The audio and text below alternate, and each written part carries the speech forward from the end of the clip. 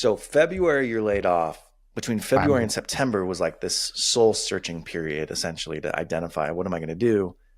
yep, September is when you went all in. yep. September is when I went all in. Okay. Yeah, and so very long, sales cycle. Almost a year Yeah, between being laid off and generating that first dollar. yep, Ugh, I yep. don't want to tell my wife that. Hey, what's up, guys? Welcome back, and thank you for joining me on another episode of Niconomics. Today we have Tim Michaels joining us. He is the founder and owner of Kickstart My Franchise, which is a company that helps potential franchisees identify their dream franchise. Some would call this franchise brokering.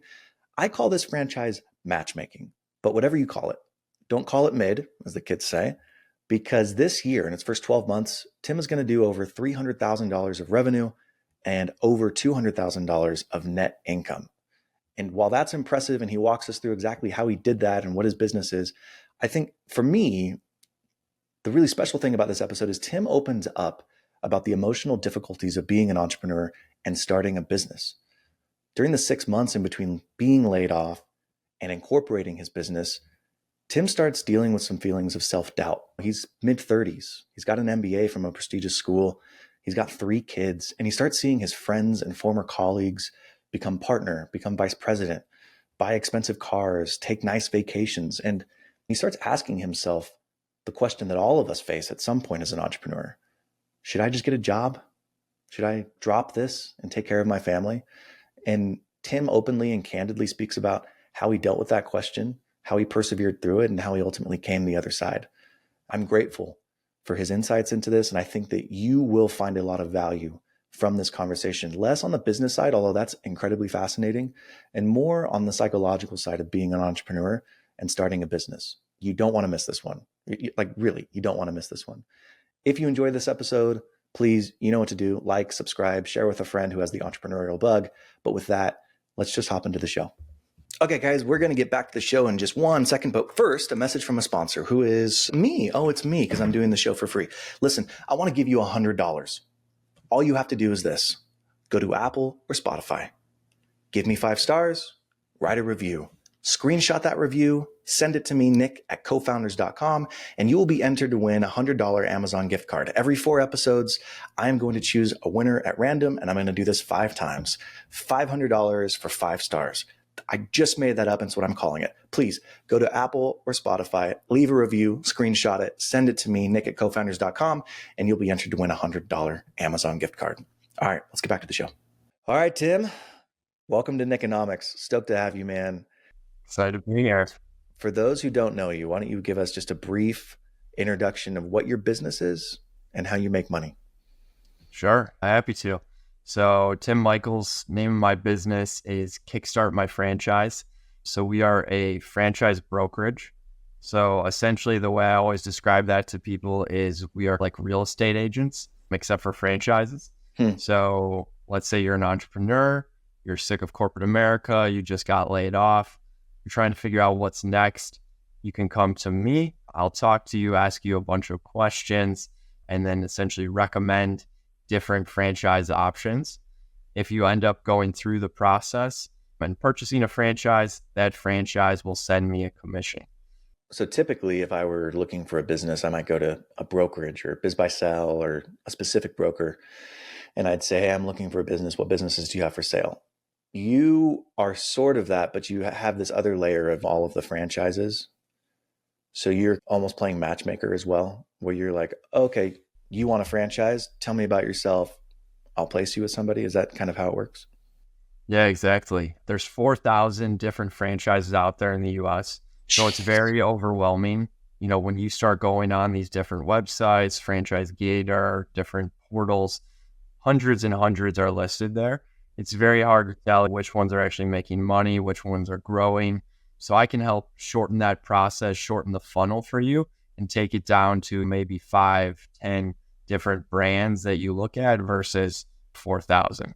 Again, if I'm looking for a business in the broker space, there could be something called the SIM, which CIM, I don't know why to say SIM, it's weird, confidential information memorandum, where it talks about the business and how it's performed, and you got to sign an NDA and all that stuff. How does it work in the franchise space? So let's say I wanted to learn more about rolling suds, or I wanted to learn more about, I don't know, Pink's window washing. How do I find out about those businesses? Yeah. So it's either you can work through a broker like myself, you can go directly to a franchisor. It's typically a multi-step process. First step would be just having an intro conversation, having them walking you through a presentation, giving you an overview of what exactly that business is, how they're going to support you, why you should give them a franchise fee and pay them a royalty, because that's obviously a big concern of a lot of people. They all have FDDs, right? Yep, franchise disclosure document. It's a legally required document, typically 200 pages, very overwhelming to look at. But you typically really only need to look at what I'd say 3 areas. Item 7, which is going to show you the different investments required. So all the different like line items, this amount for equipment, this amount for working capital, basically give you a sense of what the range of the total investment could be. Item 19, which is the actual earnings claim. That's typically the most important, but also needs to be heavily scrutinized, which will show, sometimes just one location, sometimes no locations, sometimes every single location in a full P&L. But that's very important for people to check out and analyze critically. And then the item 20, which shows, have they been growing? Have they been shrinking? So for the first one, it's basically just an idea of, okay, how much capital am I going to have to invest into this business? Like, what am I spending money on to get up and running? The second piece, and I can't remember the number, 7, 15, and 7 is the first one, item 19 and 20. 7, 19, and 20. And then 19 is they're just giving like a broad overview of what a typical franchise looks like and how much money they make. So on the 19, it has to be a specific location. Oh, okay. So it's not a general, hey, on average, this is like Cincinnati, Ohio. It won't be an average. I apologize. I did misspeak slightly, but sometimes it will be like a quartile. It'll say the first top quartile, second quartile, third, fourth. It really varies drastically. And I think that's one of the issues a lot of people have within the franchise community is there's not too many standardized ways of presenting this. And oftentimes it's a bit misleading. It will be a location that's from 2000. I've talked to a couple of franchisors, and both of them were just careful about, I guess, the representations that they're making for how much a specific location makes. Why is that? What are the rules around these franchise disclosure documents? Could I go and sue somebody? Broadly speaking, why are they so careful about what they represent? Yeah. Essentially, it's people can come back and sue if you make a false earnings claim. So I have to be very careful in my shoes as well, but the franchisor has to be even more careful if they misrepresent, as has happened throughout history. There have been numerous cases of people misrepresenting their earnings claim. That's grounds for somebody coming back and suing for essentially misrepresenting what was possible out of that investment. Is that because essentially the government has said, hey, look, we're trying to protect people who are evaluating franchises. Franchisor, we don't want you to act in a predatory manner just to try to get more fees in order to get more franchisees by lying about what somebody can make at a location. So in order to hold you accountable, if you make misrepresentations, you can be sued. I mean, is that like kind of the general idea of why it's there? Okay. Yeah, that's the gist of it. I would say all franchisors coach their salespeople to only say what is in the legal document. That's what any good lawyer is going to tell you. Do not say anything that's not in that document. And then section 20, you said whether they're growing or shrinking. What does that mean? Like the company as a whole or that location? Like what kind of information are they giving? So the actual franchisees. So for instance, if, let's say it's Subway, there were 4,000 locations or whatever it was, and the next year it typically shows 3 years. So we'll show like the next year was 4,200, then 4,400. So you can see a trend essentially of, okay, they're opening more locations, but then you'll go to a different company, let's call it, can't remember the name of it. It's a burger joint that people don't go to anymore, but it's essentially been shrinking. Five Guys? No, not Five Guys. No, not Five Guys. They have milkshakes. I'm blanking out completely, but Sorry. that's probably why they're going out of business. But like if you look at it, it'll show like they've been shrinking, 20, 30 units per year. Oh, interesting. So that just gives you an idea of like how strong the brand, how strong the pull is of that franchise. Exactly. I mean, you don't want to catch a falling knife, right? If people are closing their locations, that's typically not a good indicator.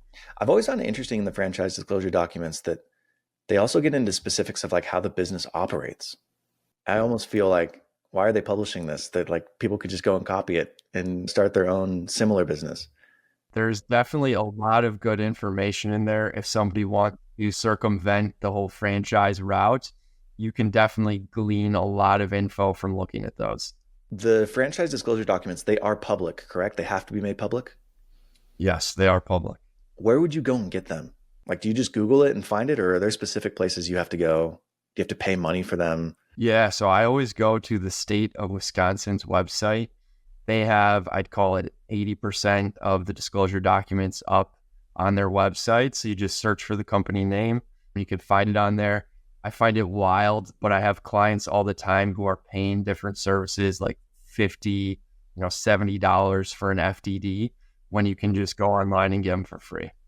Because they have to file them with the state. Is that right? Yeah, The state exactly. they operate in? Oh, okay. Mhm. So there's no like federal repository of all franchises. It's a state by state. I believe so. Okay.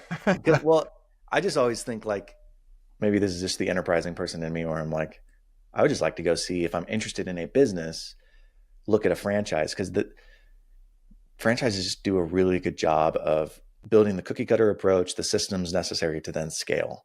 And I think if you've spent the time and money to create a franchise disclosure document and you're a franchise that's growing quickly, you can just get a lot of value just by reading the document itself. Absolutely. And I think the one thing that I always tell people is it's very hard to actually get to the item 19.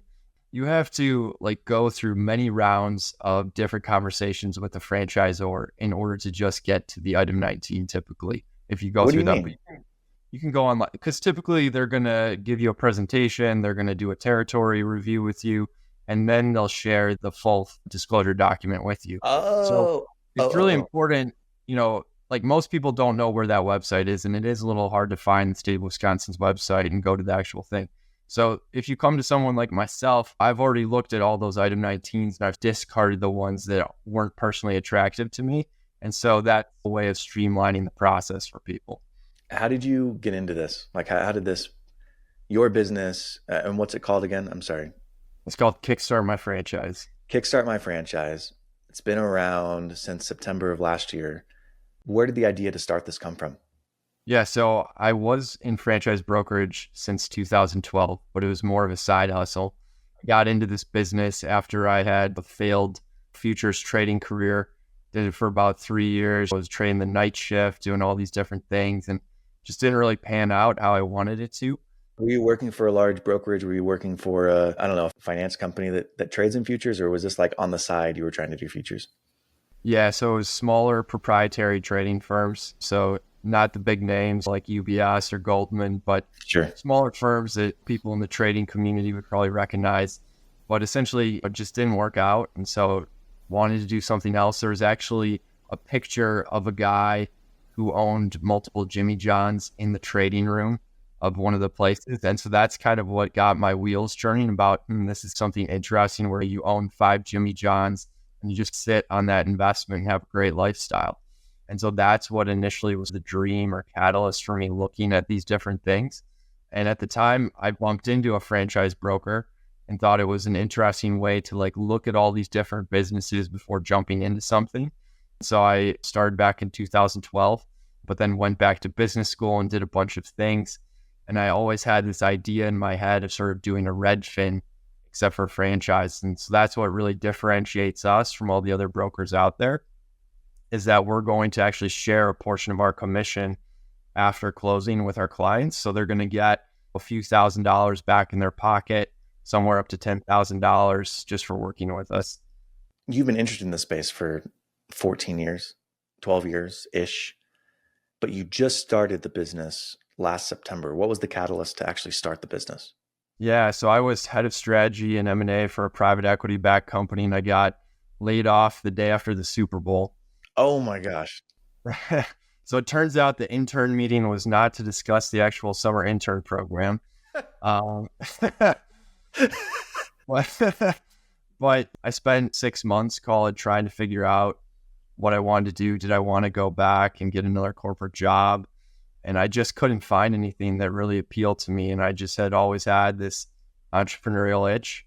And so one day I just sort of bought some stuff off of Amazon to create a podcast studio like what you're doing here, and just started talking to the camera. So laid off in February, because that's around when the Super Bowl is, right? And then between February and September, you were just having conversations, you were laying the groundwork for this business. Like, what were you doing? Did you know in February that you wanted to do this business, or like, how did it evolve into the idea of the Redfin for franchise brokering? I'd always had that idea just floating in my head, but I was scared. I was scared to do it. Like most entrepreneurs, I think it was a lot safer to just go back and get another job. And I think once you reach a certain point in your career, mid-30s is when you start to get paid a lot more, people start looking at $200,000 to $400,000 compensation range. Starts getting progressively harder to jump off cliff and really start something on your own. And so I was really at that point where it's like, well, I was looking at pretty large paydays if I stayed in corporate America, but it just didn't feel right in my gut. And so I just didn't find anything that was a good fit. And like I said, one day, I don't know what really pushed me over the edge, but I think just feeling like I had to do something, because I'm just a person who likes to achieve, and just sitting there on my hands, so to speak, even though the wheels were churning, I just felt like I had to do something. How old are you? 37. How old were you going to guess? 34, mid-30s. You said mid-30s earlier. I had a guy at an expo call me 25. Dang, man. That would be nice. Not me. My kids are like, you're like 45, right, Dad? Wife, kids, no family? Yeah, no, I've got a wife and 3 kids, 7, 4, and 3. Oh, man. Okay, I have 4 boys that are 10, 7, 4, and 2. So nice. Busy houses. Mecca things. You're going through this process. You've obviously had good, successful corporate positions in the past. You've got a wife. You got young kids at home. You're obviously smart. You went to University of Michigan MBA program, which is not to sneer at. How are you feeling in those, 6 months in between the Super Bowl and Halloween? Like, how are you feeling about, like, internally about kind of what you were doing? Yeah, I mean, I feel like the first month or so, you're in this period where it felt nice not to have a job, and it was kind of exciting to figure out like what was next. And then I think as the months went on, slowly got more difficult, more challenging, started feeling each day like, what am I doing with my life? How did I get to this point? I was in a wedding for one of my best friends, and everybody there was a partner at a big 4 or, some major consulting firm, driving fancy cars. And it's hard to not start getting it to a point where it's like comparing yourself to your peers and wondering sort of, where did you make the wrong decision? Why aren't you in their position? So it got hard. And I think even the first several months of starting this business, it was really hard. As you were going through those experiences, why didn't you just go back to corporate America then? Right? Like, in my mind, it would have been easy to think, hey, I've got a great degree. I've got great work experience. I'm just going to go back and get a job. Like, these past 3 months have been fun, figuring it out. But I don't like telling people who are partners at other companies that I'm an entrepreneur. What was it that like kept you going and didn't allow you to revert back to just going and finding a corporate job? I think it was just knowing that I wasn't happy in those other positions. Straight out of my MBA program, I was a consultant for Parthenon EY. So we were doing a lot of commercial diligence for private equity clients, a lot of great people at that firm. It's a grind, 70-hour weeks. That would probably be the logical step for me to go back there. But I knew I didn't like it, and I knew it wasn't a good fit for a family, especially with small kids. And then in the corporate setting, just why is it not a good fit? Yeah, just too many hours. I mean, my wife also works. So, we both need to sort of contribute on both levels as far as like not just having a career, but also at home. So, my kids are worth more to me than that upside. But then from a corporate standpoint, I was at a Fortune 500 in their corporate strategy department for 4 years. And there are a lot of great aspects about it.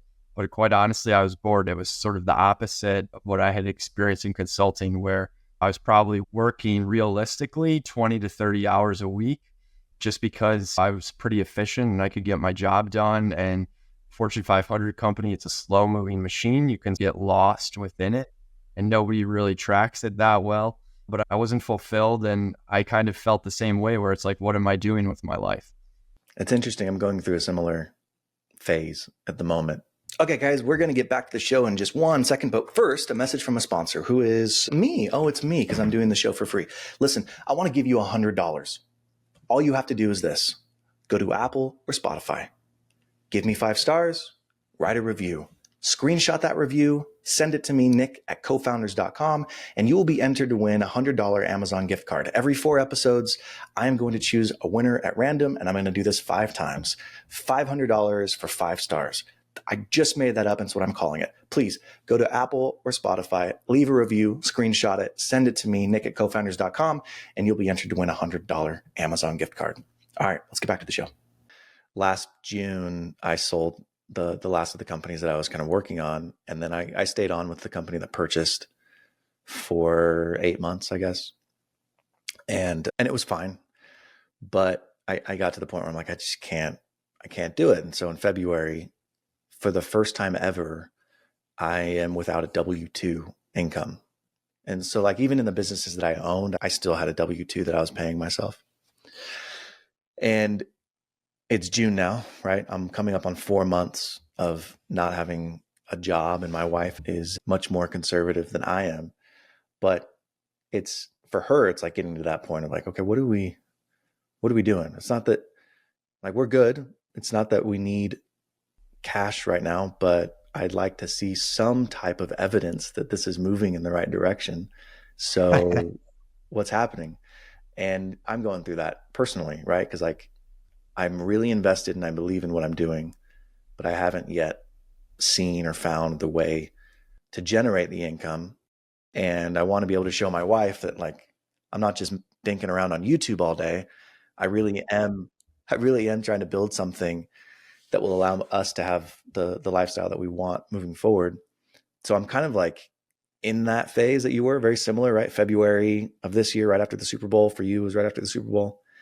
So this is like a personal question for me. When did you land that first customer? When did you get that first dollar that validated the thesis way back in February to go all in on this new business idea? Well, I guess the short answer is I had to go all in before I got that first dollar. And the main reason is because it's such a long sales cycle. It's not like buying a car. You don't go in and buy a franchise the same day. So the average person, it's going to be somewhere in the 2 to 6 month time frame from talking to them to actually closing a deal. So I didn't close my first deal until the end of January. And so that was 5 months in, I guess. 5 months in? What do you mean 5 months in? 5 months after I really sort of started the business up in September, essentially. Okay. So February, you're laid off. Between February and September was like this soul searching period, essentially, to identify what am I going to do. September is when you went all in. Yep. September is when I went all in. Okay. Yeah. And so very long, sales cycle. Almost a year. So almost a year between being laid off and generating that first dollar. Yep.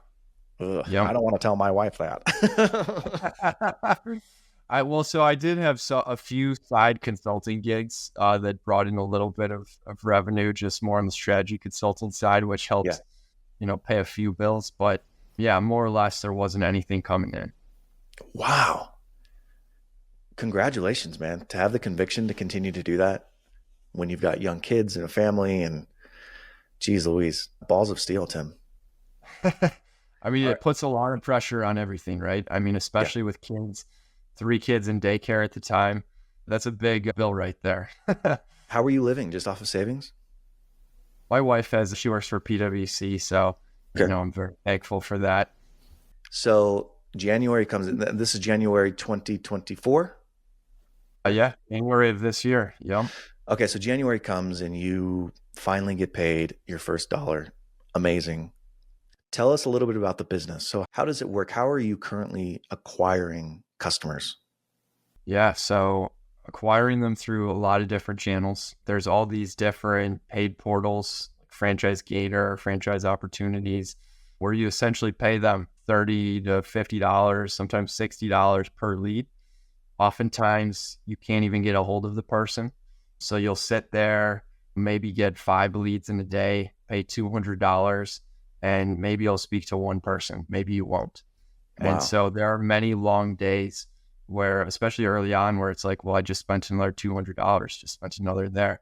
And you're like, what am I doing? Does this make sense? Am I ever going to see the ROI? And some people don't, quite honestly, with you, because they either can't talk to people, they don't have the background to sort of get that credibility. But some people who hang in there, like myself, can be very lucrative. I wouldn't say I'm at the point yet where it's very lucrative, but I'm at the point where I've proven You can it see it could getting there. be, yeah, or, it could at least be a stable income that could give me a decent lifestyle. Okay, so one of the lead sources are these portals. Is that the only lead source, or are there other channels that you're getting leads from? There's basically messaging people on LinkedIn. We're doing some automated messaging there. There's going to different expos. So I've gone to maybe 4 different expos. Sometimes my wife goes with me, sometimes my brother, franchise expos. If you were to break down like a percentage, what percentage come from those portals and what percentage comes from direct messaging and the conferences? It varies a lot over time. The main goal, I would say to you, is to gradually get away from those portals. So initially, you're going to pay for all your leads unless you have some crazy network or you have a very large social media presence. You're going to have to pay for the ads initially. The goal, though, would be over time to grow sort of your LinkedIn, your Twitter, your social media accounts, YouTube, whatever it is, so Yeah. that people start coming to you.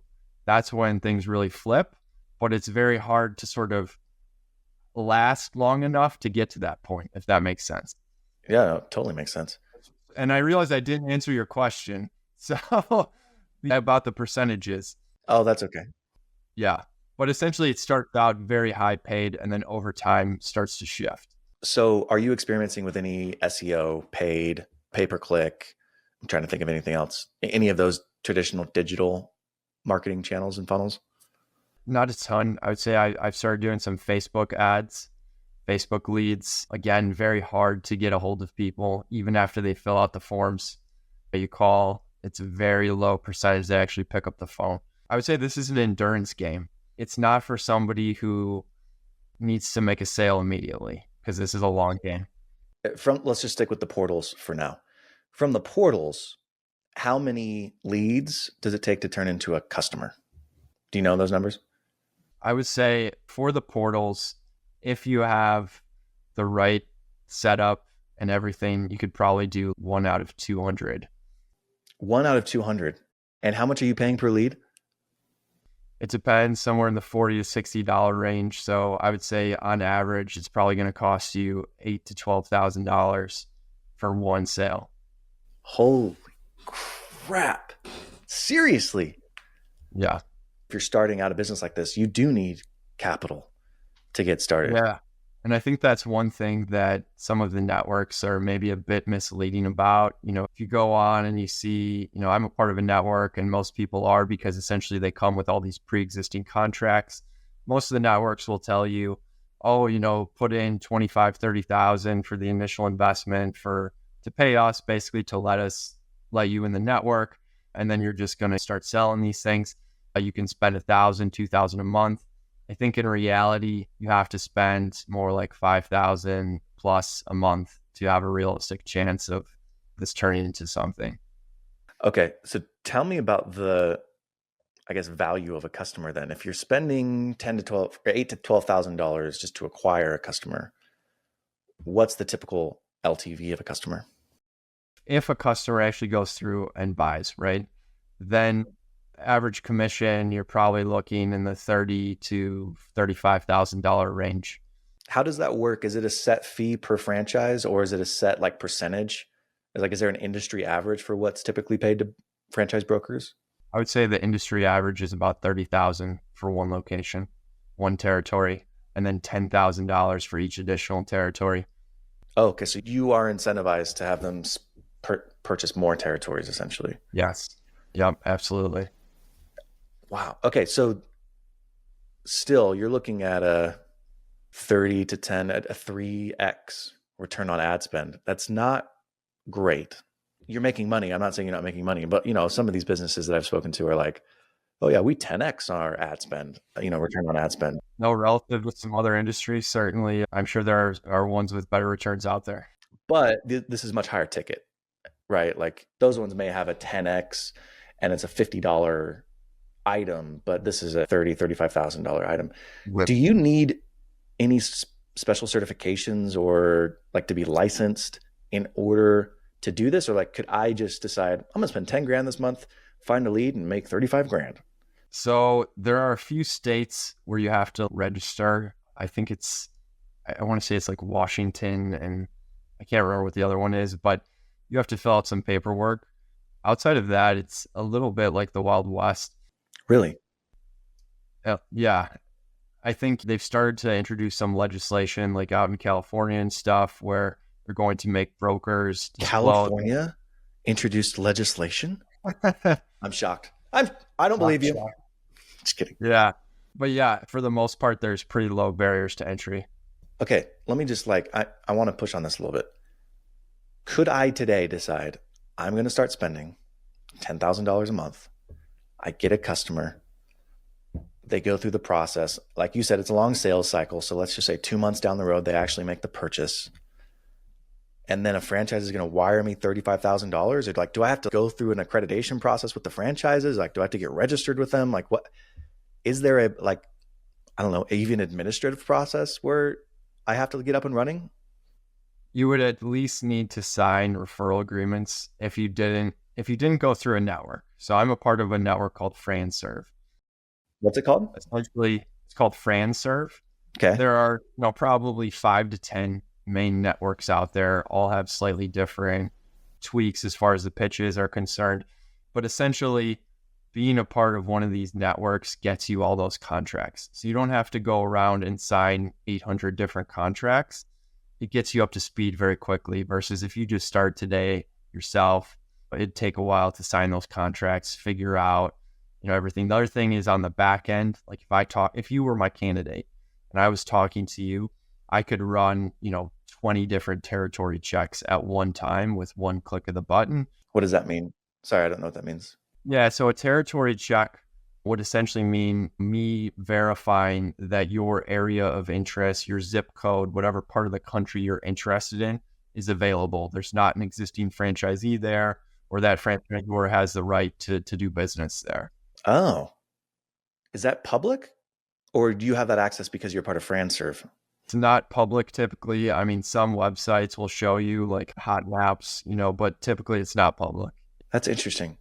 So you join FranServe, you pay them a fee, I'm assuming, right? Mm-hmm.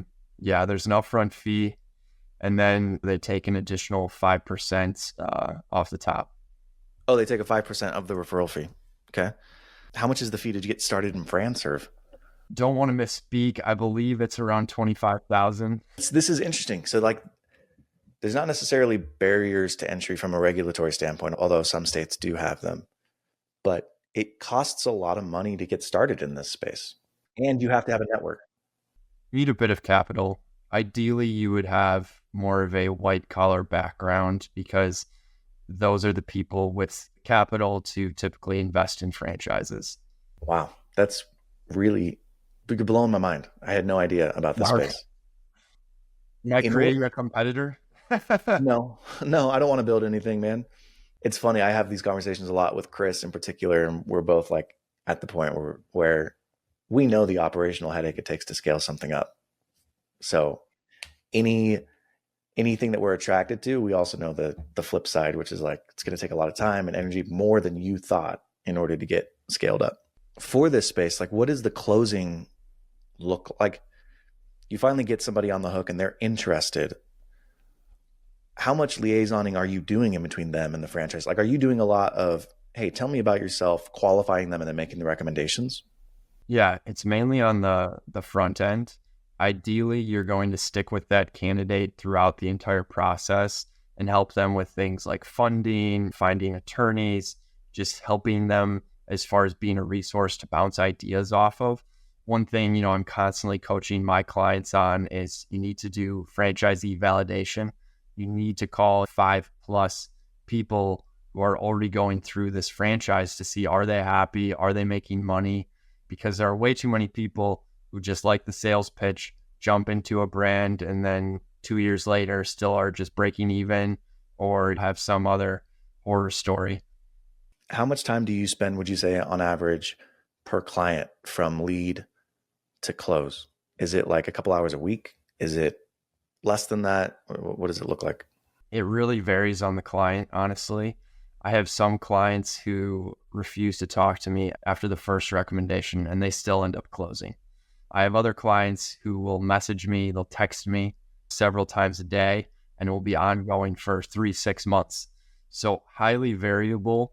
I would say an average person, it's probably, one touch point a week over a 3 to 6 month period. But the thing that is consistent is there's that initial upfront conversation kind of guiding them to maybe a franchise or two that you would recommend. After that, it's highly variable with how much they want to be involved with you. Right, exactly. Yeah, that initial conversation was probably around 45 minutes, getting a better sense of that person's situation, their skill set, their income goals, personal interests, really what they're trying to accomplish, and just understanding the context of their life. And then from there, doing territory checks, making sure the brands I'm choosing fit what they're financially capable of, and then presenting them those options and letting them choose from there. Last question on this. What's the typical length of the sales cycle? Is it 3 months? Is it 6 months? On average, I would say it's probably 3 months. Is your goal like, hey, I want to get one close a month, or like, where are you right now? So at the beginning of the year, I set my goal at one a month, which is about the pace that I've been on.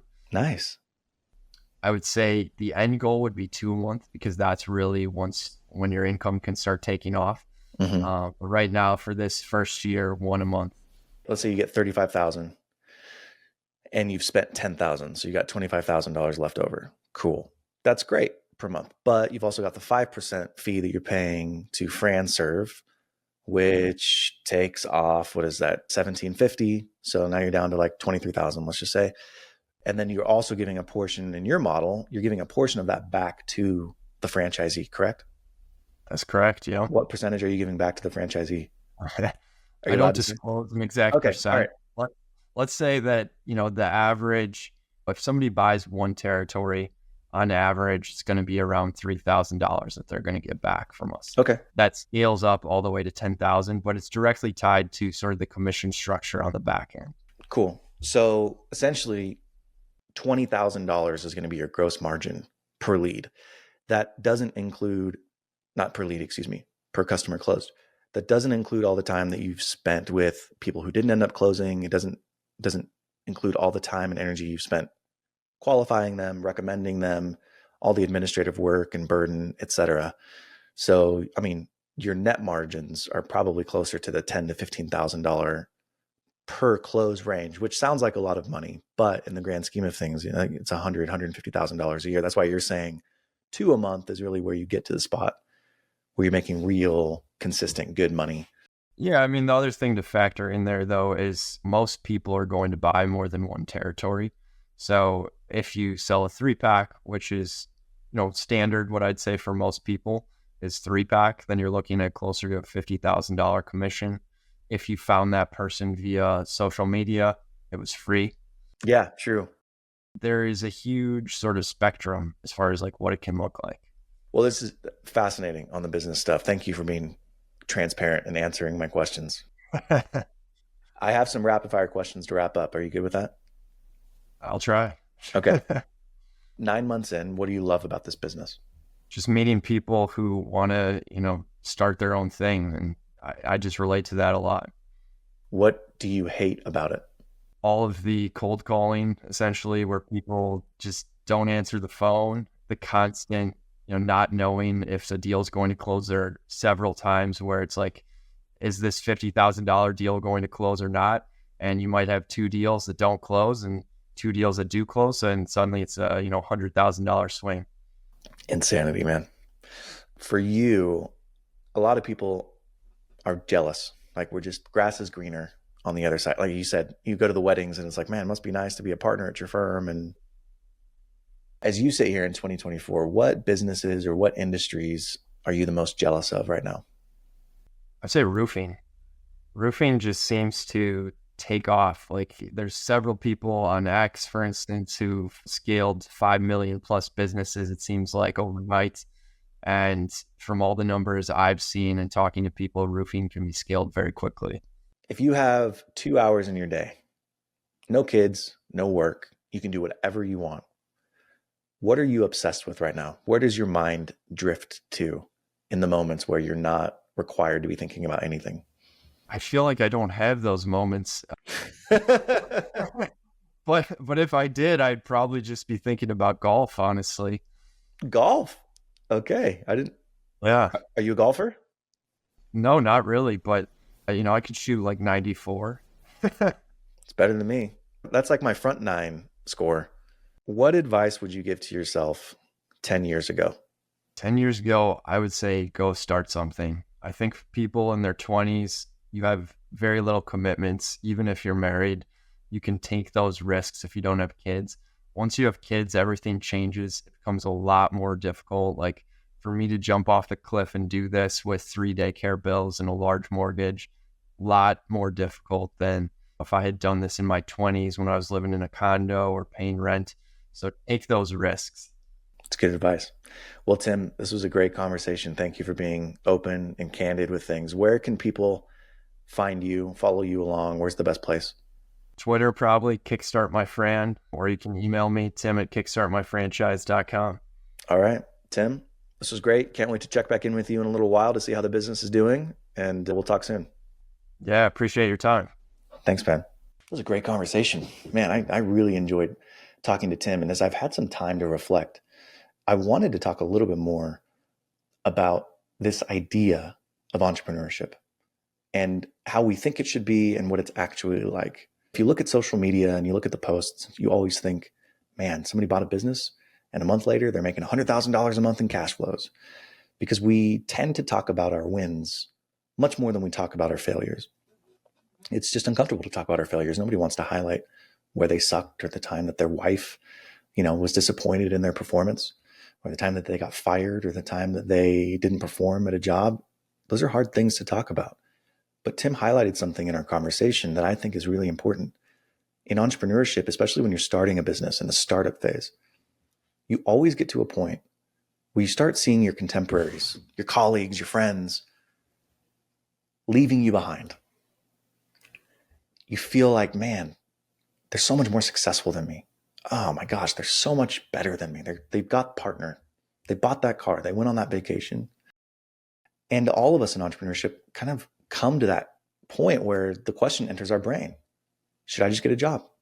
Should I stop doing this? Is this a waste of time? And I want you to know that you're not alone. That is not an uncommon thing to feel as you're going through the process. And I hope that this episode, A, gave you some comfort, or at least felt like it was speaking to you, letting you know that you're not alone, but B, gave you some advice or motivation to see that there is another side to this. You will come out the other side. If you persevere, if you have the right idea and focus on the execution, you will be successful, but things take time. There's always a lag in between our inputs and our outputs. And all you can focus on are the inputs while you're starting up your business and making sure that those are the right efforts and inputs. So I hope you enjoyed this episode. I hope you found something valuable from it. Remember, curiosity is really a superpower. Don't be afraid to ask the dumb questions. Remember, there are no such thing as dumb questions. There are only dumb people. And I'll see you next time.